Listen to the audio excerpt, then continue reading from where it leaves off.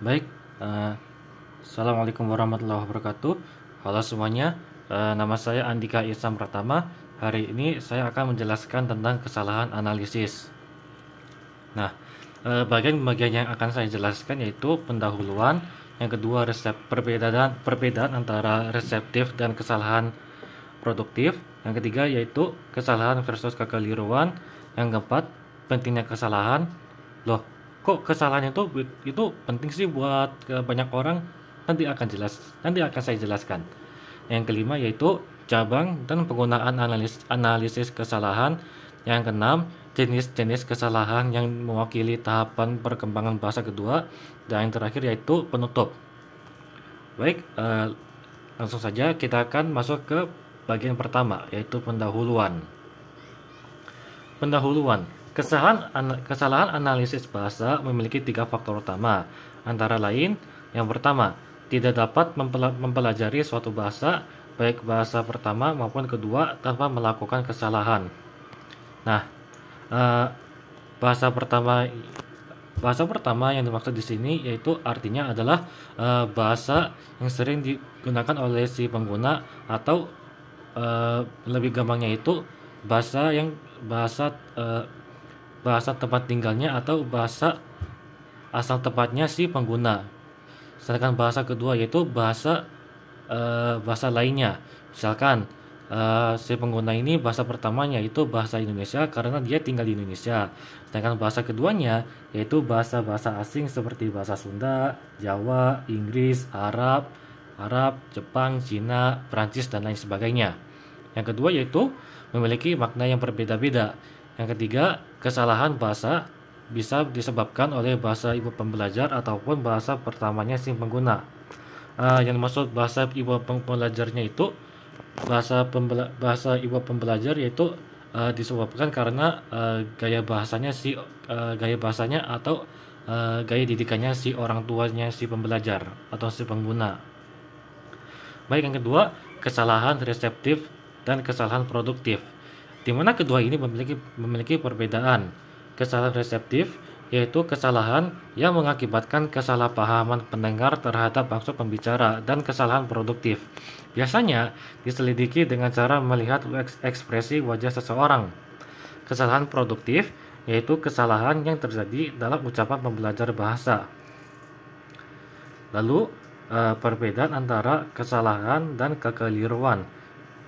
Sangat jelas, kesalahan muncul karena pengetahuan pelajar tentang aturan bahasa target tidak lengkap, atau pengetahuannya si pelajar tentang aturan bahasa target itu sedikit. Kesalahan juga sering terjadi berulang kali oleh para pelajar yang tidak dikenal. Sedangkan kekeliruan yaitu penyimpangan acak tidak terkait dengan sistem apapun, atau ketidaksengajaan pengucapan, kesalahan lidah atau pena, awal yang salah, kurangnya kesesuaian subjek kata kerja dalam kalimat yang panjang dan rumit. Intinya, kekeliruan itu ketidaksengajaan si pengguna dalam mengucapkan suatu kosakata atau suatu kalimat. Nah, jika kalian ingat dengan pertanyaan-pertanyaan tadi, mengapa kesalahan itu penting buat banyak orang? Nah, kali ini saya akan menjelaskan tentang pentingnya kesalahan. Pentingnya kesalahan ini penting buat yang pertama, ahli bahasa. Mengapa penting kesalahan ini penting buat ahli bahasa? Karena studi bahasa manusia adalah cara yang paling bermanfaat untuk menemukan apa yang membentuk kecerdasan manusia. Nah, jadi gaya bahasa ini bisa menemukan bisa mengukur tingkat kecerdasan manusia. Yang kedua yaitu psikolinguis, karena dengan melihat ucapan anak-anak dan membandingkannya dengan ucapan orang dewasa, mereka telah mampu meneliti sifat proses mental yang tampaknya terlibat dalam bahasa. Nah, intinya gaya bahasa ini bisa menentukan atau melihat karakteristik seseorang, baik itu anak kecil, orang dewasa, orang kaya, orang miskin, dan lain sebagainya.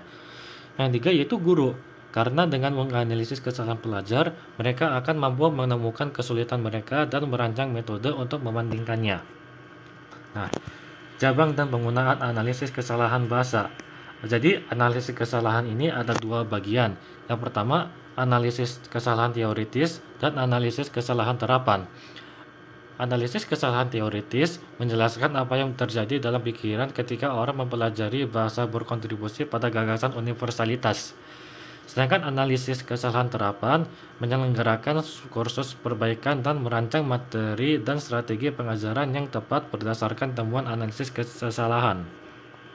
Nah, jenis kesalahan yang mewakili tahapan perkembangan bahasa kedua. Tahap pertama, yaitu tahap kesalahan acak, di mana pelajar hanya samar-samar menyadari bahwa ada beberapa tatanan sistematis untuk kelas item tertentu. Yang kedua, yaitu tahap kemunculan, yaitu antar bahasa menemukan pembelajar tumbuh dalam konsistensi dalam produksi linguistik. Tahap ketiga yaitu menunjukkan konsistensi yang lebih baik dalam menghasilkan bahasa kedua. Perlu kalian ketahui bahwa perbedaan yang paling menonjol antara tahap ketiga dengan tahap kedua yang tadi, yaitu kemampuan pembelajar untuk mengoreksi kesalahan mereka ketika kesalahan tersebut ditunjukkan bahkan secara halus kepada mereka. Dan yang terakhir tahap keempat, tahap stabilisasi dalam pengembangan sistem antarbahasa. Pembelajar memiliki sedikit kesalahan dan telah menguasai sistem hingga ke titik di mana kelancaran dan makna yang dimaksudkan tidak menjadi masalah. Tahap keempat ini dicirikan oleh kemampuan belajar untuk mengoreksi diri sendiri. Baik, sekian dari saya. Kurang lebihnya mohon maaf. Kalau ada kesalahan pengucapan kata atau kalimat, saya meminta maaf sebesar-besarnya. Wassalamualaikum warahmatullahi wabarakatuh.